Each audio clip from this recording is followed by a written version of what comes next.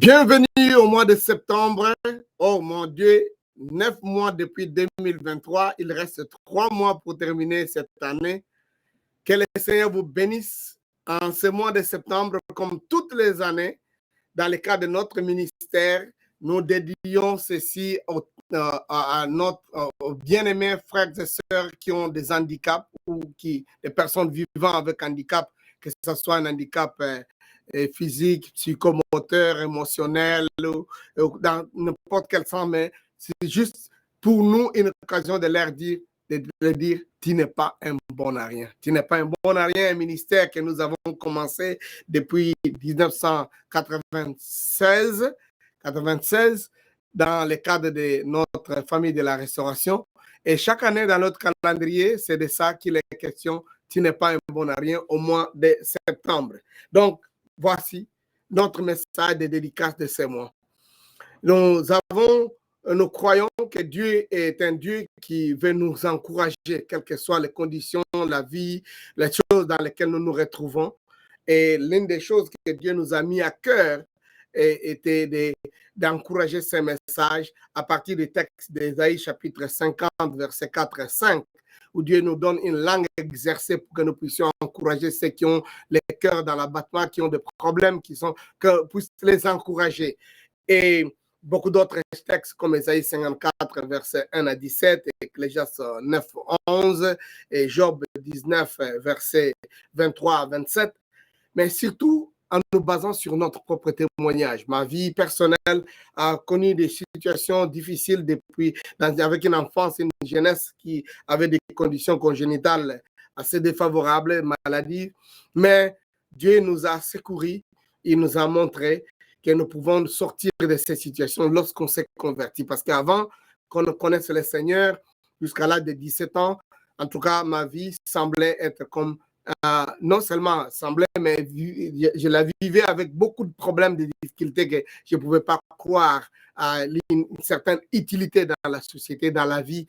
Et même, on a succombé avec plusieurs tentatives de suicide, mais Dieu est merveilleux. Il nous a préservés, nous a gardés aujourd'hui. Et plus de 40 ans, on peut dire, effectivement, on n'est pas bon à rien en considérant ce que Dieu nous a fait faire et nous a fait jouir, mais aussi accomplir. Nous pouvons encourager plus d'une personne pour dire tu n'es pas un bon à rien, quelles que soient les conditions, les situations dans lesquelles tu te retrouves et tu vis. Donc, voilà pourquoi nous adressons chaque mois de septembre ces messages. Tu n'es pas un bon à rien, parce que ce ministère existe là pour encourager, partager des témoignages et encourager des gens qui vivent avec handicap, qui ont de certaines difficultés, des anomalies, dont certaines parties de leur vie ne fonctionnent pas comme on aurait cru fonctionner naturellement. Et nous témoignons à ces gens-là de l'amour de Christ, mais aussi les encourageons à dire nous pouvons faire mieux, à promouvoir ce que les gens qui ont des conditions défavorables ou les gens qui sont vulnérables, qu'ils ont de la place, ils sont utiles et on peut prendre soin d'eux. Et d'ailleurs, notre acronyme s'appelle ETAPE. ETAPE, c'est-à-dire et, encourager, T, témoigner, A, accéder, P, promouvoir et édifier. Donc, parce que nous croyons qu'en réalité, la vie de chacun est en quelque sorte est une période de la vie. Donc, nous avons une vie plus longue que juste celle que nous avons. Et cette étape de la vie n'est pas la fin de toute chose. C'est une dimension, c'est un moment. Mais aussi, c'est une direction de mouvement vers quelque chose d'autre. Et c'est aussi le désir de ne pas rester dans les conditions statiques, là où on est, pour dire on peut mouvoir. C'est aussi posséder un état d'esprit qui comprend que la situation présente, elle est passagère et on peut aller plus loin. On est dans une étape de la vie. Donc voilà, on peut surmonter cette difficulté dans laquelle on se retrouve. Et en ce mois ici, de ce mois de septembre 2023, Dieu nous a mis à cœur, en commençant en voyant notre calendrier, d'étudier un texte des Écritures dans 1 Chronique chapitre 19, du verset 12 au verset 17. En fait, c'est un long texte qui est une belle histoire, une histoire d'une bataille assez bête, s'il faut appeler ça bête, drôle, que le peuple de Dieu a livré. Et dans cela, au verset 12, au verset 13, nous avons un message que Joab, le commandant de l'armée de David, dit, si les Syriens sont plus forts que moi, tu viendras à mon secours. Si les fils d'Ammon sont plus forts que toi, j'irai à ton secours. Sois ferme et montrons du courage pour notre peuple et pour les villes de notre Dieu, et que Dieu fasse ce qui lui semblera bon. Voilà, ça c'est notre message du mois. Qu'est-ce que ce message? En fait, je préfère me mettre dans le contexte. Quand il dit, si ces gens-là sont forts, je viendrai à ton... S'ils sont plus forts que moi, toi, tu viendras à mon secours. Si moi, c'est les autres, si les autres sont plus forts que toi, moi, je viendrai à ton secours. Le message, c'est que Dieu veut que nous puissions venir au secours des gens qui se retrouvent en difficulté. Le récit de cette bataille est drôle, c'est que David est à côté d'un peuple qui s'appelle les Ammonites, et il avait de bonnes relations avec les rois des Ammonites, mais qui venaient de mourir. Et son fils Hiram les remplace, et David envoie des gens avec des cadeaux, de dons, de messages, de consolation à ces nouveaux rois, jeunes rois qui viennent de perdre son père. Alors David envoie ces gens-là. Et quand les fils d'Ammon voient ces gens, ils disent non, David veut nous faire créer. Il prend ces gens, il les humilie en les rasant, en déchirant leurs habits et les renvoyer de la façon la plus honteuse. C'est drôle. Et David dit, mais ce n'est pas possible. Ces gens-là disent, nous sommes prêts à nous battre contre les gens. Alors David dit, non, alors il faut qu'on fasse la guerre contre ces personnes. Et c'est comme ça que David va envoyer son chef de l'armée, Joab, pour aller combattre les Ammonites. Et les fils d'Ammon disent, non, nous ne pouvons pas combattre les Israéliens de nous-mêmes, nous devons faire alliance avec les Syriens. Et ils vont prendre les Syriens pour qu'ils viennent au secours et qu'ils puissent prendre Israël en tenaille, parce que les fils d'Ammon, un grand nombre se trouvent pratiquement dans la population juive, mais aussi ils sont au sud-est d'Israël, de la terre d'Israël, et les Syriens sont au nord. Donc ils viendront et prendront Israël en tenaille. Et quand Joab se rend compte de ça qu'il a à combattre, et derrière et devant lui, il dit, nous ne pouvons pas faire la bataille de cette façon-là, il faudra qu'on divise nos armées. Et Joab va prendre son frère Abishai, il lui donne une partie de l'armée du peuple, et puis il garde une armée. C'est là où il donne le conseil à Abishai, il dit, si les Syriens sont plus forts que moi, tu viendras à mon secours. Et si les fils d'Ammon sont plus forts que toi, j'irai à ton secours. Mais sois ferme et montre du courage pour notre peuple, pour les villes de notre Dieu, et que l'Éternel fasse ce qui lui semblera bon. Et effectivement, Dieu a montré beaucoup de grâce et de faveur. Les enfants d'Israël ont triomphé, ont remporté la bataille, ils ont combattu, et les Ammonites et les Syriens, de telle sorte que maintenant, donc les Syriens ont commencé à fuir, les Ammonites ont fui. Donc, mais le message c'est celui-là. Il y a des gens qui ont besoin de secours et nous pouvons aller à leur secours. Voilà un peu ce qu'il y a dans ces messages, dans ces mois, dans notre message de « Tu n'es pas un bon à rien ». C'est un message que nous adressons à ces personnes, à toi qui a peut-être un handicap, qui a des difficultés. Dieu croit en toi. Sois ferme. Et non pas seulement ça, nous aussi, nous croyons en toi. Ne laisse pas seulement troubler par les paroles de ces gens-là qui vous voient, qui parlent, qui vous abaissent, qui parlent contre vous. Ce sont en réalité des personnes qui sont soit des jaloux, des négatifs, des orgueilleux, mais certainement des ignorants. Des ignorants. C'est pour ça, ne laissons pas influencer ou écrasés par toutes ces paroles, toutes ces choses dont on... Peut-être même, pas seulement d'autres gens vous disent ça, mais quand vous vous comparez, vous voyez par rapport aujourd'hui avec les réseaux sociaux, les gens ont la facilité de se comparer avec d'autres gens dont on lit les exploits ici, là, on regarde le nombre de likes, le nombre de dire, ah, moi, en tout cas, je ne suis rien, je ne peux rien. Non, tu n'es pas un bon à rien. Ne laisse pas ces paroles négatives prendre de la place dans ton cœur et te faire croire que tu ne vaux rien. Tu as de la valeur, tu es important, tu es utile. Il y a certainement, donc, autour de toi, ou en toi, des choses qui ne marchent pas. Mais aussi, il y a des choses que tu peux accomplir avec, tout en ayant ton handicap. Je sais que tous, on veut voir que Dieu m'enlève l'handicap. Mais aussi longtemps que l'handicap est là, l'effort de l'ennemi et des autres de vous dire, vous n'êtes rien, vous ne pouvez rien accomplir, vous ne pouvez rien faire. Non, non, non. Il y a beaucoup de choses que vous pouvez accomplir simplement parce que vous ne donnez pas tout simplement la valeur à ce qui ne marche pas en vous. Mais qu'est-ce qui reste encore? Quel autre domaine dans lequel vous pouvez réellement exceller? Dans notre texte, j'ai mis l'image de ces deux personnes. Il y a une dame qui s'appelle Johnny Heckerson Tada et puis notre frère Vic, qui sont connus mondialement, qui sont des grands évangélistes, des gens qui annoncent l'évangile et qui sont aussi motivateurs.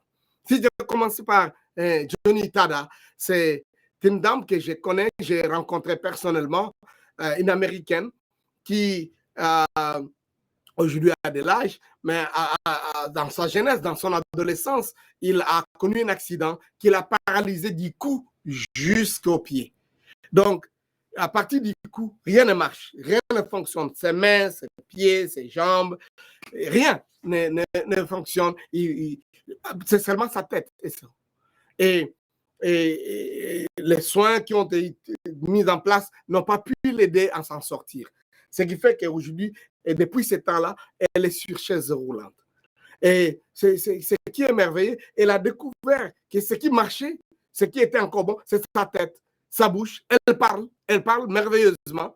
Elle a commencé à utiliser sa bouche pour écrire. Aujourd'hui, elle écrit beaucoup de livres. Elle dessine, elle décore, comme on veut voir le dessin là. Donc, elle fait des décorations, des peintures extraordinaires. Elle n'utilise que sa bouche, ses dents, ses lèvres, et elle prend tous les pinceaux, tout. Elle décore, elle fait des peintures extraordinaires qui sont vendues et, vous pouvez comprendre, très chères à cause du fait même qu'elle les produit en n'utilisant que sa bouche. Et il n'y a pas que ça, elle est oratrice, elle est journaliste, elle est chaque jour sur beaucoup de radios, sur des télévisions comme TBN. Vous pouvez écouter Johnny. Elle est fondatrice d'une association qu'on appelle Johnny and Friends. Et elle est mariée à un frère, Tada. Merveilleux, quand je les ai rencontrés, j'ai dit, Tada, toi, tu es merveilleux. Comment tu étais marié avec une femme qui était dans ces conditions? Parce qu'ils n'ont pas d'enfants. Donc, il dit, j'avais compris que j'avais une contribution à faire dans sa vie. Ne fût-ce qu'elle a poussé sur cette chaise roulante partout. Et aujourd'hui, Tada et elle voyagent dans le monde entier, aidant non seulement les handicapés, mais plusieurs personnes, et faisant des conférences. Et Tada a aidé, l'aide, pousse, aller avec elle partout. Et à côté de ça, il y a Vic. Vic qui est un Australien américain dont les parents sont serbes, serviteurs de Dieu, et Vic qui est malheureusement né avec un syndrome qu'on appelle le désordre d'Amelia, tétramélia, comme on dit. Donc, ce qui fait que l'enfant naît sans bras, sans jambes, sans membres, quoi, disons. Et Vic est né comme ça. Donc, comme vous pouvez le voir, et il n'a pas de mains, il n'a pas de bras, il a juste une petite patte, quelques doigts. Donc, mais il est formidable, tellement athlétique. Il fait des conférences, il est marié, il a 3 enfants maintenant et voyage dans le monde entier prêchant la bonne nouvelle de Christ. Il fait beaucoup d'activités juste ayant valorisé, comme aussi Johnny, la partie restante, comme il faut appeler ça.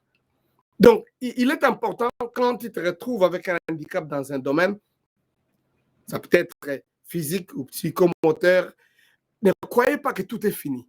Il y a un autre domaine pour lequel tu as besoin de découvrir, même de valoriser, de donner de la valeur avec ça. Donc, et tu peux accomplir beaucoup de choses. avec ça. Et pour toi-même, et aussi pour Dieu, pour l'œuvre de Dieu, mais aussi pour les autres, pour la société. C'est ça le message que nous voulons. Tu n'es pas un bon à rien. Tu n'es pas inutile. Peut-être tu peux avoir ce sentiment d'être à la charge de quelqu'un, mais c'est aussi une façon pour toi d'aider les personnes de sortir de leur handicap d'indifférence pour qu'ils soient en t'aidant, deviennent utiles pour la société. Et donc, il y a ça aussi qu'il faut arriver à découvrir. Et même nous, quand nous nous retrouvons dans un domaine où nous sommes forts, où nous n'avons pas de problème, quand nous rencontrons quelqu'un qui a un handicap, ça peut être émotionnel, ça peut être physique, ça peut être donc social, tentons de trouver une opportunité, nous, de quitter notre handicap de l'indifférence pour secourir ces personnes, pour venir. Et je voudrais que ces mois, nous les consacrons à ça, pour dire, Dieu, aide-moi à aider volontairement quelqu'un, à secourir quelqu'un qui est dans ses besoins, à devenir cette béquille, à devenir peut-être même cette charge. Donc, cette personne pour prendre la charge de cette personne. Ça, c'est très important. Mais surtout à toi qui te crois inutile. Non, Dieu ne te voit pas comme ça. Dieu croit en toi. Dieu t'a doté d'un autre domaine dans lequel tu es potentiellement mieux équipé et tu peux faire beaucoup de choses. Et tu peux réellement te rendre utile aux autres. Voilà, c'est un peu ça le message que nous voulions vous adresser en ces mois de septembre qui n'est pas un bon à rien. Mais aussi, je voudrais profiter de ces moments de dédicace de ces mois de septembre pour vous lire un texte qui est dans mon livre qui va paraître. Ça s'appelle le livre, s'intitule Franchir la ligne, qui est un livre qui donne des grandes résolutions, des déclarations que des personnes ont accomplies, des grands héros, des personnes qui ont accompli de grands exploits dans la vie ont été collectionnés et on a mis des paroles et leurs résolutions, leurs paroles, leurs déclarations. J'ai mis dans ce livre-là, qui est une collection formidable, historique, que vous aimerez parce que vous étudierez un peu la vie de Mère Teresa, comment, pourquoi David Richardson, Livingstone a accompli ce qu'il a, Jésus lui-même, quelles sont des paroles. Donc, beaucoup de choses que nous avons collectionnées comme des résolutions que ces gens-là ont prises, comme soit des prières ou des paroles qu'ils s'adressent à eux-mêmes ou qu'ils adressent aux autres. Et cela n'est pas étonnant de voir les résultats des mouvements qu'ils ont créés, comme les fondateurs des armées du salut, les fondateurs des croisades du livre chrétien. C'est formidable de voir. Et si nous voulons mener une vie consacrée, il y a toujours besoin d'avoir des résolutions aussi fortes, aussi importantes, des déclarations. Et là, dans un des chapitres, j'ai mis les confessions de foi ou les déclarations de quelqu'un qui vit avec un handicap. Et là, donc, c'est toujours autour de ces slogans, tu n'es pas un bon à rien. Mais cette fois-là, c'est lui-même qui s'approprie ça. Il dit, je ne suis pas un bon à rien. Je voudrais le lire avec vous. Je crois que ça peut être quelque chose qui peut t'aider toi aussi, personnellement. Et donc, je vais lire ça in extenso. C'est partie de ces chapitres de la confession ou la déclaration de l'homme, de la personne qui vit avec handicap. Il dit, je ne suis pas un bon à rien. Je suis une personne à part entière et entièrement à part. Je suis unique et pas pour rien. Je suis conscient de mon handicap. Je me sais différent des autres personnes parce que cet handicap me rend différent. Et cela n'est pas singulièrement étrange, car avec ou sans ces handicaps, je reste différent de tous les autres êtres humains. Car même les vrais jumeaux ou jumelles sont différents l'un de l'autre. Conscient de mon handicap, être conscient de mon handicap me rend responsable de chercher, de découvrir, d'assumer mes autres points forts et les autres pistes pour mon épanouissement et celui des autres êtres. Je ne suis pas pitoyable, même si la pitié des autres reste une vertu que tout le monde a besoin. J'ai choisi de ne pas me rendre une charge inutilement, même si il est utile de prendre les fardeaux des uns des autres. Lorsque quelqu'un m'aide à surmonter mon handicap, il surmonte son propre handicap de l'indifférence et du manque d'empathie. Et avec lui, nous pouvons faire l'impossible des exploits. Je crois que dans chaque masse informe, il y a une merveille. Et mon épreuve est une preuve que mon l'or se purifie encore. Car chaque perle est une larme de l'huître causée par la peine du grain de sable qui l'a fait pleurer.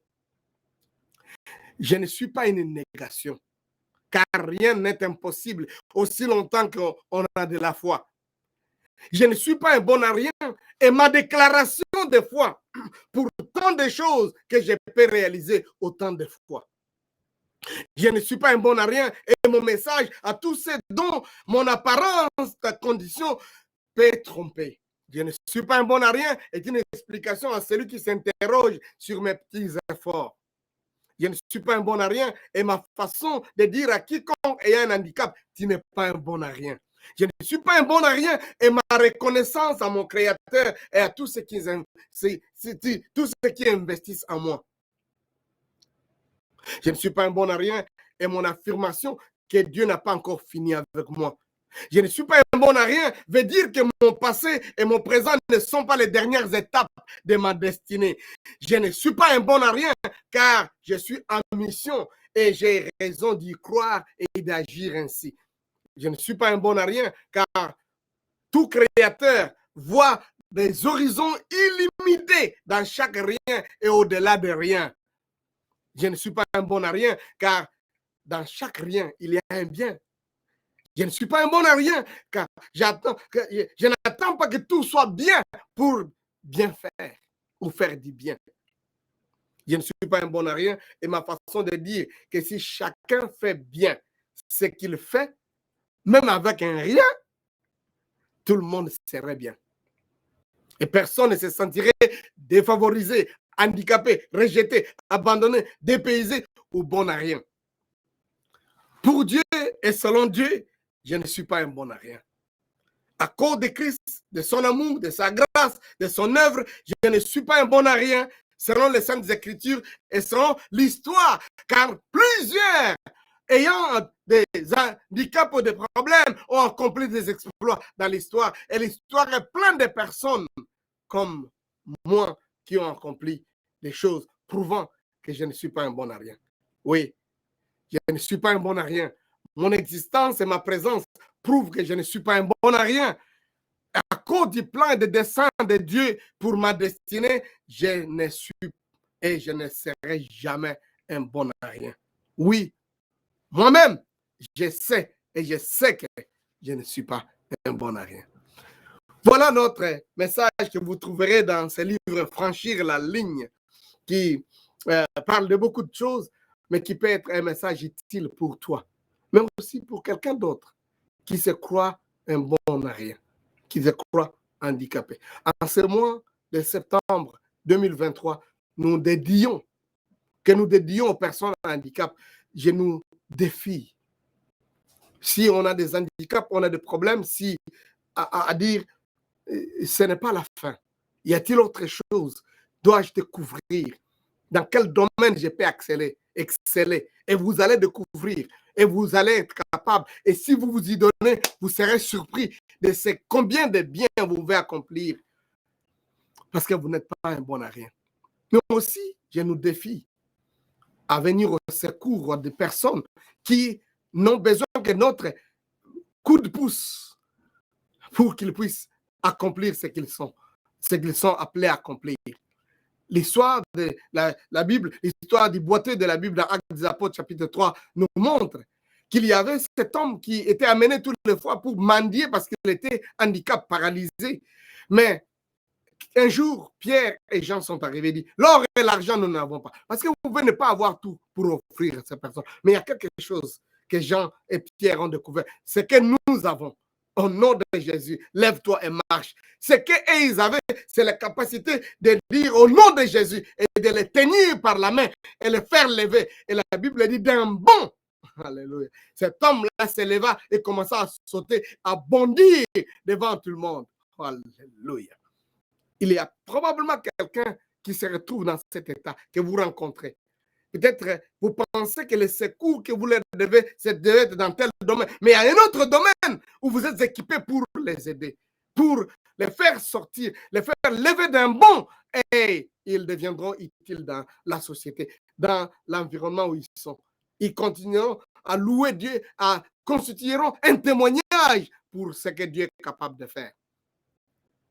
Peut-être tu es cette personne qui va venir au secours, qui prendra quelqu'un d'autre par la main, par ta parole, par ton geste, par ton secours, peut-être même par ton argent, pour promouvoir, encourager et faire lever quelqu'un. Il y a des gens qui ont de grandes idées, mais ils ont besoin de ces sponsors, de ces personnes qui peuvent les faire lever pour dire, allez-y. Il y en a qui ont des grandes pensées, qui ont des visions à accomplir, mais ils ont besoin de ton secours, tes moyens, peut-être ta présence physique, ton apport physique, qui ont besoin peut-être de tes moyens financiers, de tes moyens matériels, de ton savoir-faire, de ta capacité de réfléchir pour qu'ils soient capables d'accomplir la mission pour laquelle Dieu les a appelés, destinés dans ce monde.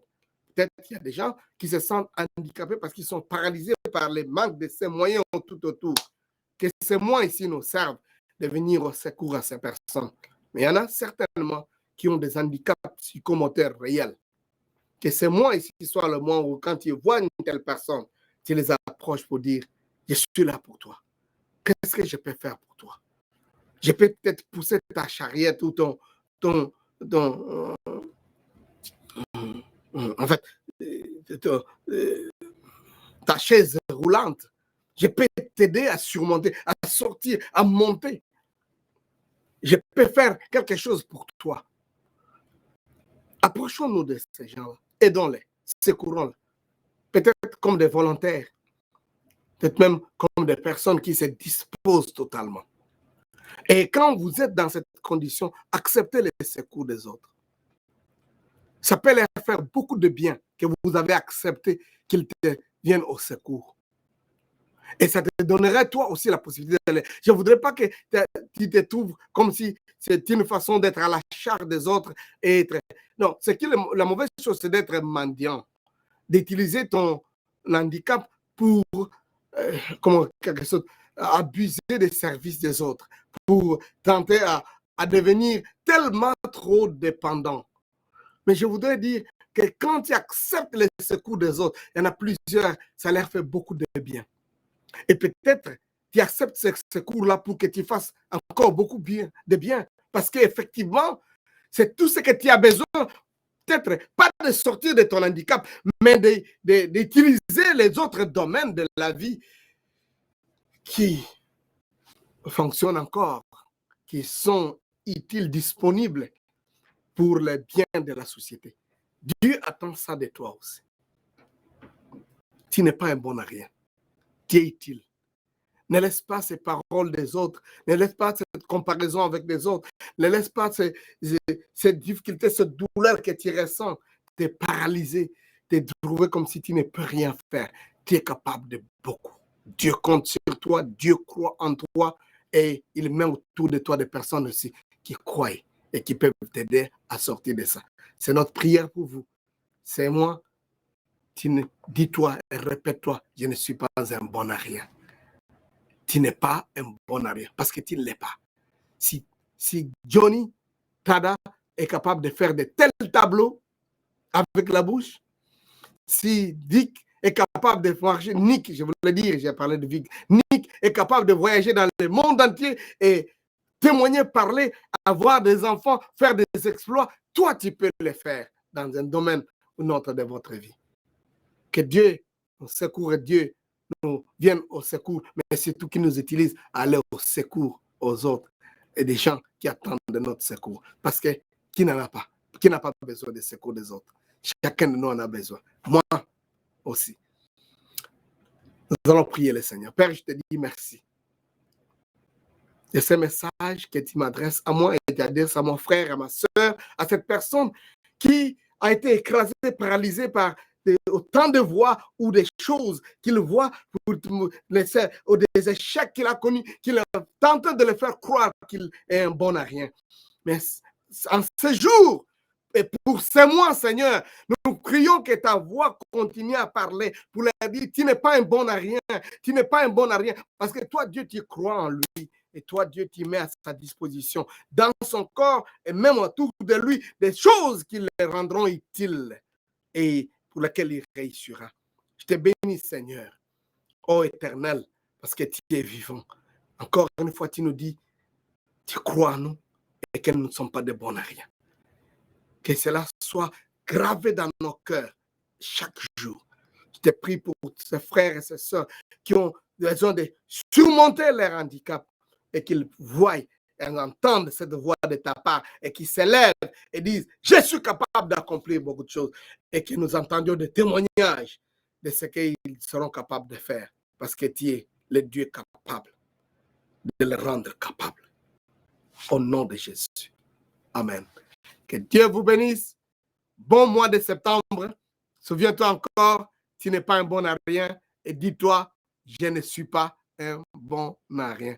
Que Dieu vous bénisse et bon mois de septembre. Amen.